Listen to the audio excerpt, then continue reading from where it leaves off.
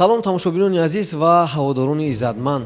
имрӯз рӯзи ҳафтум аст ки даври ҷанббастии озмуни ҷумҳуриявии фуруғи субҳи донои китоб аст доир гардида истодааст ва мо ҳамарӯза аз рафти баргузории он дар рӯзномаи махсус ки аз шабакаи Баҳористон бароятон манзур мегардад пешниҳод менамоем. хуб, ёдрас мешавем ки имрӯз рӯзи истироҳатӣ аст ва чӣ гуна ки мебинед дар муассисаи мо ягон корманд нест. мақсад аз ине ки кормандони мо истироҳат доранд. онҳо ҳамаашон барои инъикоси даври ҷанббастӣ ба китобхонаи миллии Тоҷикистон сафар намуданд ва ин лаҳза мо низ роҳ пеш мегирем сӯи китобхонаи миллии Тоҷикистон. бо мо бошед.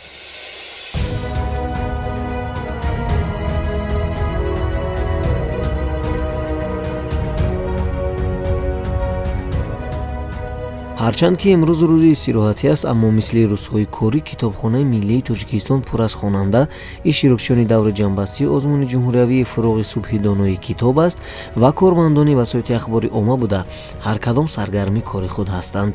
албатта лаҳзаҳои тафреҳро низ наворбардори мо аз мадди назар дур намондааст. пеш аз саҳати ҳакамон ва иштирокчиёни ин озмун, тамошобинон ки аз ҳисоби донишгоҳу донишкадаҳо меоянд бо ҳамдигар суҳбатҳо мекарданд. доир ба саволе ки тӯли 7 рӯз онҳо ба худ чӣ таассурот гирифтанд, яке аз онҳо чунин гуфт. чӣ хеле ки мо шоҳид ҳастем, аъзои ҳакамон кӯшиш мекунанд ки ҳар яки онҳоро вобаста ба маводҳое ки ба онҳо пешниҳод шудааст, онҳо суолу ҷавоб ва дархостро ба худ бигиранд. барои чӣ шумо худ маҳз дар ҳамин озмун иштирок накардед? сабаб чӣ буд? албатта мо донишҷӯ ҳастем. ин шарт аст ки дар ин гуна чорабиниҳо, дар ин гуна озмунҳо иштирок намоем. ният дорам ки дар чунин озмунҳо иштирок намоям ва сабабаш мумкин дарс ё ки яъне шумо ният доред ки дар солҳои оянда иштирок бикунед? бале. саломат бошед. шояд мо имрӯз барвақттар вориди китобхона шудем. ба мо ҷолиб буд ки аъзои ҳакамон куҷо бошанд. ниҳоят онҳоро пайдо кардем. бинандагони азиз, инҷо толоре ҳаст ки ҳайати ҳакамон машварат мегузаронанд ва ҳоло мо вориди ҳамин толори машваратӣ мешавем ва мебинем ки аъзои ҳакамон ба чӣ кор машғуланд.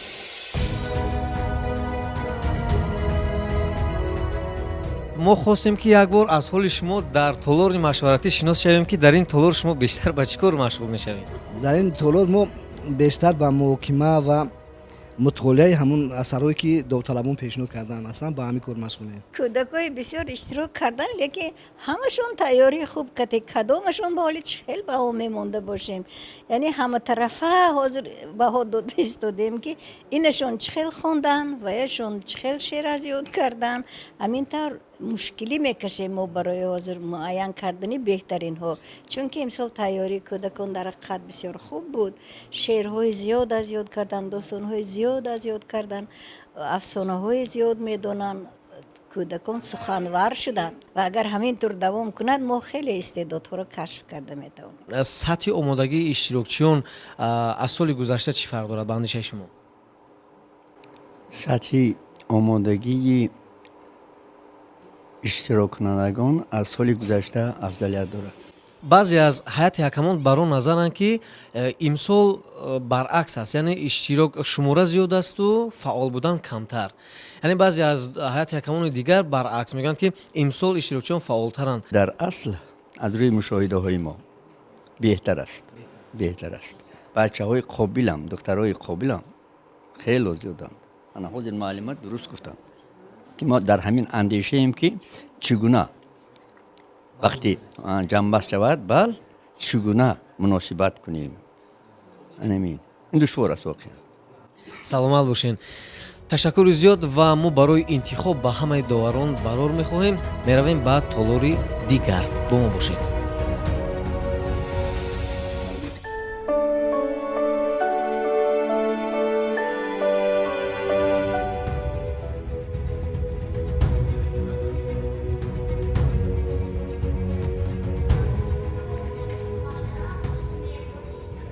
қисме аз иштирокчиён ба хондани китоб машғуланд. ҳамкорони мо монитори толори интизориро санҷида истодаанд. баъд аз интизорӣ ва омода шудани ҳама, иштирокчии аввал ба саҳна баромад. аввалин иштирокчие ки дар номинаи адабиёти бачагона аз саҳна баромад. хуб, ҳоло мо мехоҳем бо ӯ аз наздик шинос шавем. номатон чӣ аст? Рабиҷон Шарабзода. рабиҷон шаҳрозод шумо аввалин нафар баромад кардед, баромад чӣ гуна гузашт? баромад хеле хуб гузашт. ҳакамонҳо ҳам низ меҳрубон буданд. ман роҳ офтода нашудам ва кӯшиш кардам ҳамки хубтар хонам. суоли душвори ҳакамон кадом савол буд? саволи душвори ҳакамон ин замбурмасал буд. шумо надонистед ё донистед? надонистам. Надонистед? боз ба ман гуфта буданд ки ягон чистон гӯям. ман чистон оҳиста кардам чӣ мехӯрад онро қайчӣ? чӣ аст ҷавобаш? ҷавоби ин даст онҳо надонистанд. мо барои шумо муваффақият хоҳонем. ташаккур. рафтан замон ба толори дигар аллакай иштирокчии нахустин аз рӯи номинаи адабиёти муосир аз саҳна баромад. дар дилам ҳеҷ тарсу ҳаросе надоштам ва ҳеҷ як тарсу ҳаросеам роҳ надода будам. барои ҳамин ҳам дар назди ҳакамон бо як оромият ҷавоб додам. яъне шумо умуман тарс надоштед? на, ҳат ҳакамон чӣ гуфтанд? онҳо аз ана ҳамун саволҳое ки ман надонистам аз сабаби бемориам хотираам заиф гардидан, онҳо ба ман эрод гирифтанд ки ана ҳамун ҷойҳои ана ҳамун маънӣ дарки ана маъниро насиро дар хотири худ гир ва кӯшиш мекунам хатогиҳои худро ислоҳ кунам ва боз ҳам бештар ба китоб роҳ орам.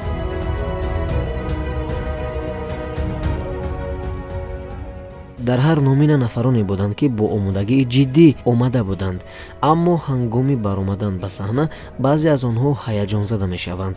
қайд мекунем ки то нимаи аввали имрӯз иштирокчиёни шаҳру ноҳияҳои тобеи ҷумҳурӣ баромад намуданд. шурӯъ аз нимаи дуюми имрӯз аллакай навбат ба шаҳри Душанбе дода шуд. салом алайкум. ассалому алайкум. метавонед худро пурратар муарриф кунед? ман Шоҳина Сафарова мебошам, донишҷӯи курси дуюми факултети дипломатия ва сиёсати Академияи идоракунии давлатии назди Президенти Ҷумҳурии Тоҷикистон.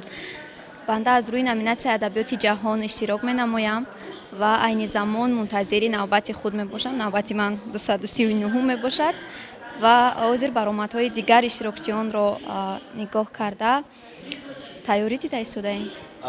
шумо намунаи адабиётое ки аз худ кардед ба ҳайати ҳакамон пешниҳод кардед аллакай ё не? бале, албатта вай пеш аз баргузории озмун албатта мо бояд пешниҳод намоем ва ҳангоме ки мо аллакай ба озмун иштирок менамоем, яъне дар ин фосилаи вақт шояд мо дигар китобҳоро низ мутолиа карда бошем, онро дар рӯйхати адабиётҳои маводҳои иловагӣ пешниҳод менамоем. кӯшиш менамоям ки ба ҳамаи саволҳои онҳо ҷавоб диҳам, аз худ боварӣ дорам.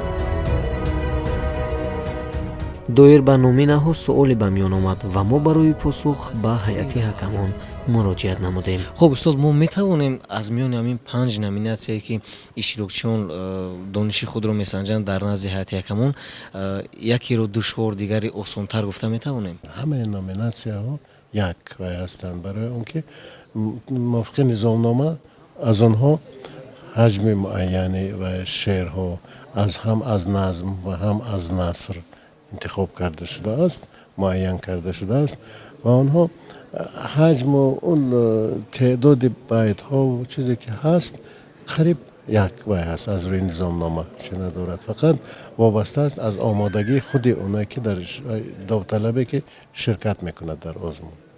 бошен. хуб, тамошобинони азиз, мо ба назди дигар номинатсияҳо ва барои суҳбат намудан бо дигар иштирокчиён меравем. мо дар ошунаи нуҳум қарор дорем, аниқтараш дар толоре ки дар ин ҷо номинаи адабиёти классик доир мегардад. дар толор ягон иштирокчӣ нест, шояд иштирокчиён дар пушти саҳна омодагӣ мебинанд. ман донишҷӯи муассисаи давлатии таълимии коллеҷи тиббии шаҳри Ваҳдат, курси дуюм, Иззатова соҳиба мебошам. аз рӯи номинатсияи хондан ва азбар кардани ашъори шоирони классик иштирок карда истодаам ва аз рӯи номинатсия бештар аз зиёда аз 100 ғазал, қасида ва достонҳо ва дигар навъҳои шеъриро аз худ кардаам. шуморо ба саҳна даъват намуда истодан ва фақат кӯтоҳтар мехостем бифаҳмем ки шумо тарс ҳаяҷон надоред? не, ман тарс ҳаяҷон надорам, чунки дар ин озмун на бурд ҳаст ва на бохт. ҳар китоберо ки мо мутолиа менамоем барои худи мо фоидаовар аст. саломат бошед, барои шумо муваффақият. албатта ҳакамон ба ҳар як иштирокчӣ фурсати муайян медиҳанд. то иштирокчӣ он чиро ки аз бар намудааст гуфта тавонад.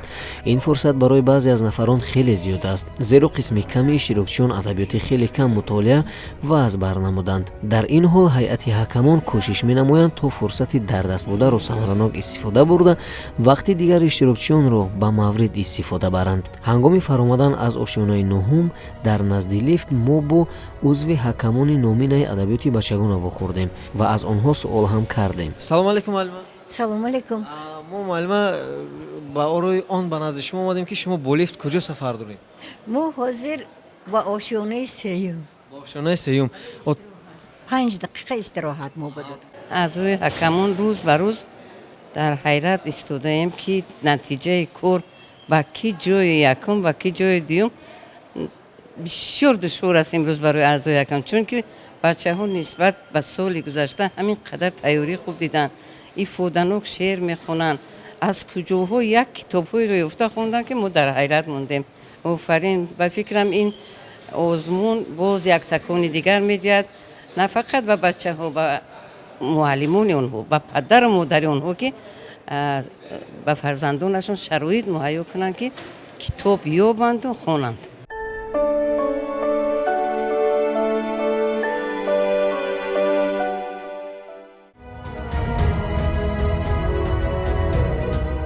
акнун имкони бисёр хуб аст барои нафароне ки дар навбатанд, зеро онҳо иштироки садҳо иштирокчиёнро тамошо намуданд ва аз рафти саволу ҷавоб каме ҳам бошанд бохабаранд.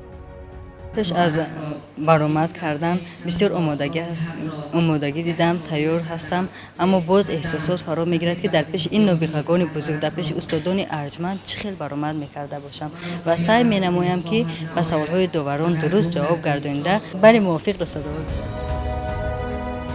умед дорем ки тарсу ҳаяҷон аз иштирокчиён дур бошад ва муваффақият насибашанд.